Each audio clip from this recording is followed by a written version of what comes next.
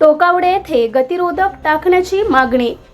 कल्याणनगर राष्ट्रीय महामार्ग 61 वर असलेल्या मुरबाड तालुक्यातील टोकावडे येथे मुख्य रस्त्यावर गतिरोधक बसवण्याची मागणी ठाणे पालघर सहकार बोर्ड संचालक, टोकावडे कार्यकारी सहकारी सेवा सोसायटीचे चेअरमन प्रकाश पवार व जिल्हा परिषद माजी सदस्य संजय पवार व ग्रामपंचायत टोकावडे यांनी कार्यकारी अभियंता राष्ट्रीय महामार्ग 61 यांच्याकडे निवेदनाद्वारे केली आहे।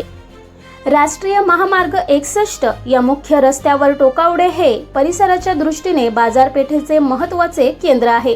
टोकावडे हे गाव रस्त्याच्या दक्षिणेला असून रस्त्याच्या उत्तरेला माध्यमिक विद्यालय 750 विद्यार्थी, जिल्हा परिषद प्राथमिक शाळा 85 विद्यार्थी, पोलीस स्टेशन, ग्रामीण रुग्णालय, महिला व बाल कल्याण विकास, वन विभाग कार्यालय ही सर्व कार्यालये असल्यामुळे रोज मोठ्या प्रमाणात विद्यार्थी, महिला, नागरिक रस्ता क्रॉस करत असतात। शिवाय रस्ता चांगला झाल्यामुळे वाहन चालक बाजारपेठेतून अतिशय वेगाने ये जा करत असतात।